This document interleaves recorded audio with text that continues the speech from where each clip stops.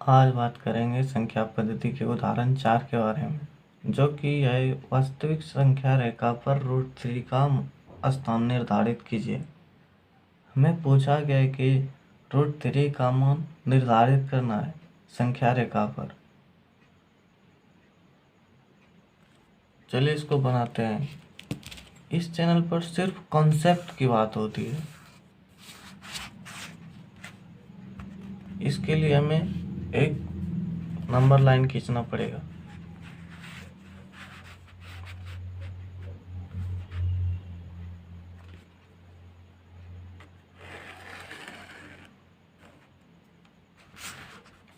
√3 को दर्शाने के लिए या कोई भी संख्या अगर रूट में है तो उस संख्या को दर्शाने के लिए कुछ नियम होते हैं, जिसे हम एकांक नियम कहते हैं।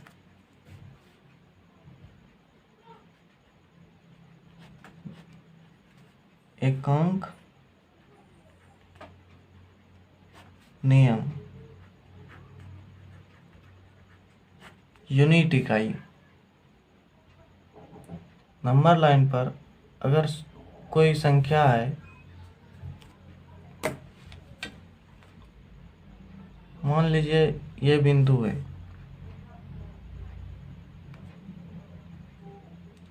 दो बिंदुओं के बीच समान दूरी होनी चाहिए। दो बिंदुओं के बीच समान दूरी, यही हमारा यूनिट इकाई कहलाता है। दो बिंदुओं के बीच समान दूरी।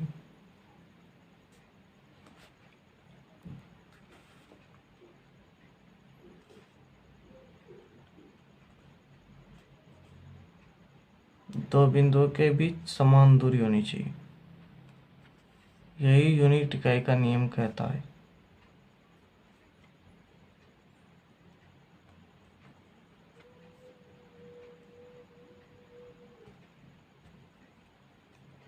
मान लीजिए ये बिंदु 0 है और ये बिंदु ऋणात्मक प्राकृतिक संख्या, ये धनात्मक प्राकृतिक संख्या को दर्शाता है।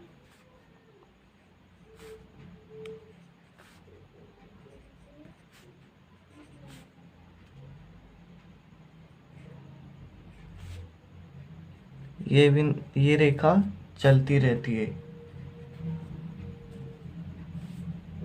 हम ये अनुमान लगा सकते हैं कि √3 कहीं ना कहीं बिंदु 1 और बिंदु 2 के बीच ही लाई करती है। तो एकांक नियम के अनुसार जितनी लंबाई दो बिंदु के बीच की दूरी की होती है, उतनी ही लंबाई की हम बिंदु 1 पर, उतनी ही लंबाई की बिंदु 1 पर लंब खींचेंगे 90 डिग्री का एंगल बनाकर। ये हमारा यूनिट इकाई हुआ। अब 90 डिग्री का एंगल बनाएंगे बिंदु ए पर।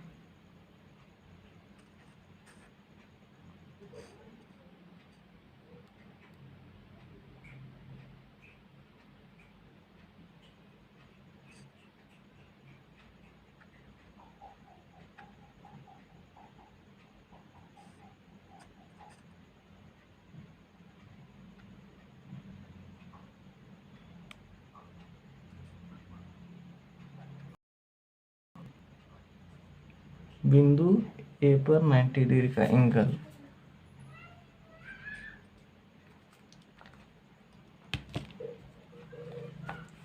ये बिंदु और ये बिंदु, इन दोनों बिंदु को मिलाएंगे।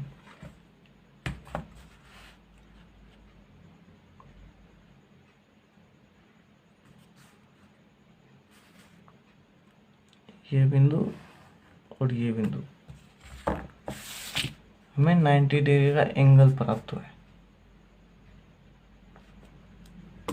यूनिट इकाई हमारा कितना था? इन दो बिंदुओं की मध्य दूरी, यही यूनिट इकाई है। इतनी ही लंबाई की हम एक बिंदु मानेंगे। ये बिंदु हमारा ये बिंदु हुआ। शून्य बिंदु को हम ए मानते हैं, एक बिंदु को हम बी मानते हैं, और जो बिंदु हमें प्राप्त हुआ है उस बिंदु को हम सी मानेंगे। अब पाइथागोरस प्रमेय यह कहता है कि बिंदु ए और बिंदु सी के बीच की मध्य दूरी कितनी होगी, ये हम पाइथागोरस प्रमेय से निकालेंगे।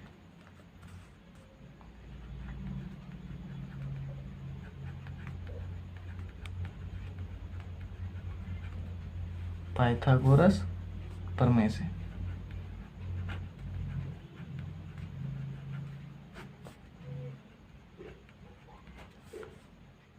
ए सी का स्क्वायर बराबर ए बी का स्क्वायर प्लस बी सी का स्क्वायर। हमें तो ये पता नहीं है कि बिंदु ए और बिंदु बी के बीच की दूरी क्या है, तो हम 1 यूनिट माने हैं, तो हम 1 सेंटीमीटर भी मान सकते हैं इस दूरी को, 1 सेंटीमीटर।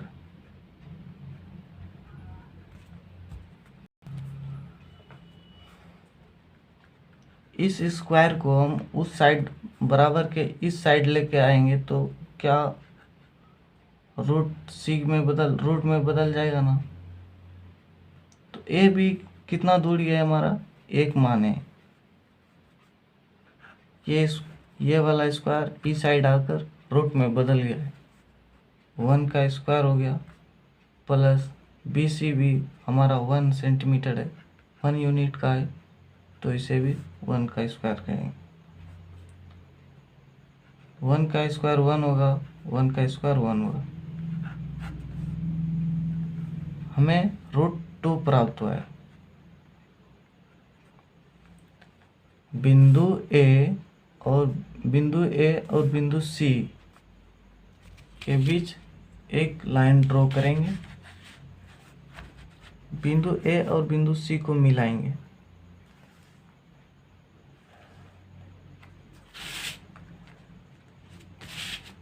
बिंदु ए और बिंदु सी की बीच की मध्य दूरी √2 प्राप्त हुआ है, √2 प्राप्त हुआ है।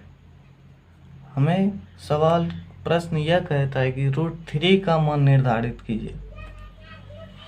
अगर हम बिंदु सी पर 1 यूनिट की फिर एक लंबवत इकाई खींचेंगे तो हमें क्या प्राप्त होगा, चलिए पहले देखते हैं। इसको खींचते हैं 90 डिग्री का एंगल।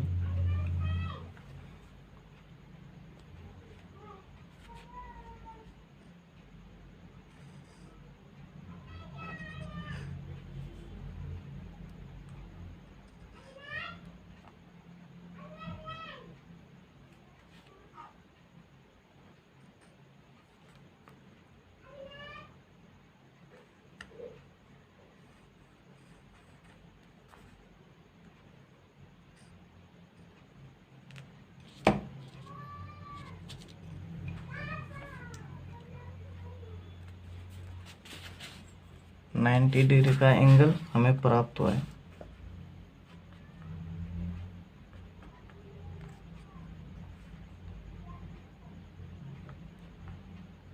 दोनों बिंदुओं को मिलाएंगे, ये हमारा 90 डिग्री का एंगल बना। ये हमारा 90 डिग्री का एंगल है। अब हम 1 यूनिट की इसमें भी लंबाई जोड़ेंगे। 1 यूनिट की लंबाई हमारा ये है, यही हमारा 1 यूनिट की लंबाई है। 1 यूनिट की लंबाई, 1 यूनिट की लंबाई हमें इस बिंदु पर प्राप्त हुआ। 1 यूनिट की लंबाई इस बिंदु पर, जिसे हम डी मानेंगे। अब बिंदु ए और बिंदु ए और बिंदु डी को हम मिलाएंगे।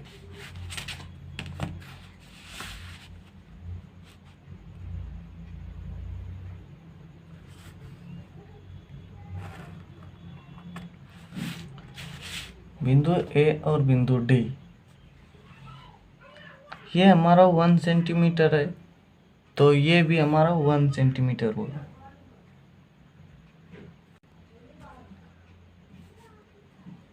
पाइथागोरस प्रमेय से अगर हम बिंदु ए और बिंदु डी के बीच की मध्य दूरी ज्ञात करेंगे तो हमें कितना प्राप्त होगा। चलिए ज्ञात करते हैं। पुनः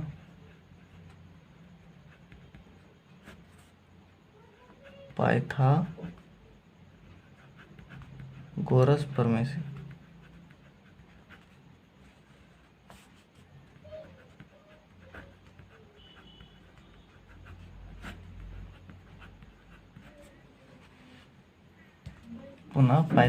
प्रमेय से बिंदु ए बिंदु डी का स्क्वायर बराबर बिंदु ए और सी का स्क्वायर प्लस बिंदु सी डी का स्क्वायर, सी डी का स्क्वायर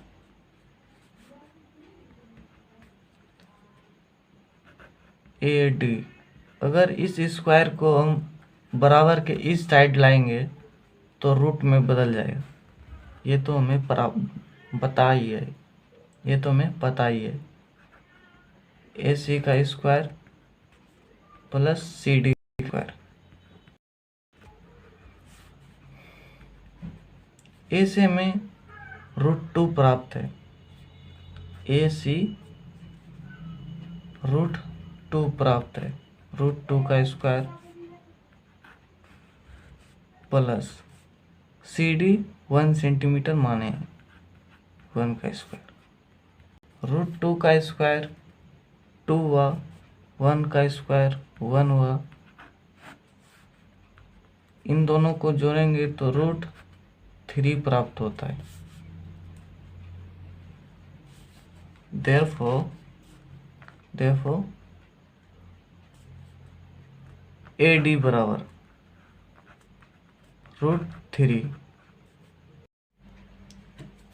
बिंदु ए और बिंदु डी के बीच की दूरी √3 प्राप्त हुआ। √3 अगर हम बिंदु ए और बिंदु डी के बीच की दूरी को त्रिज्या मानकर संख्या रेखा के इस साइड अगर एक अर्धवृत्त खींचने की कोशिश करेंगे तो संख्या रेखा के जिस बिंदु पर ये अर्धवृत्त संख्या रेखा को छूती हुई गुजरेगी, वही बिंदु हमारा √3 को दर्शाएगा। तो चलिए खींचते हैं। √3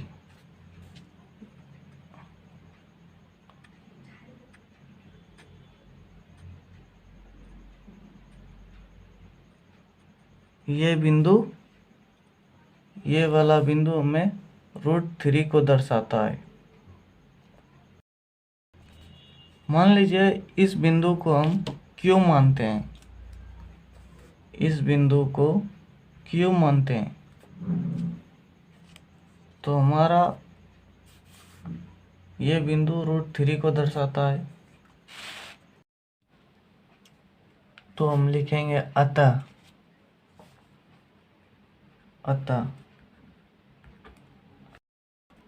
बिंदु P, बिंदु Q माने बिंदु Q माने, अतः बिंदु Q संख्या रेखा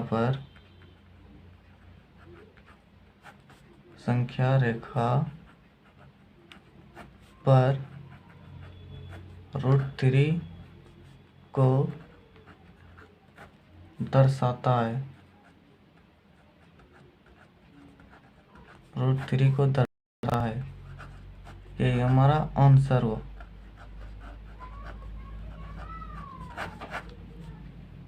थैंक्स फॉर वॉचिंग। इससे आगे जितने भी सवाल है सब बना दिए हैं, तो जाइए सीखिए, देखिए। Thanks for watching this video.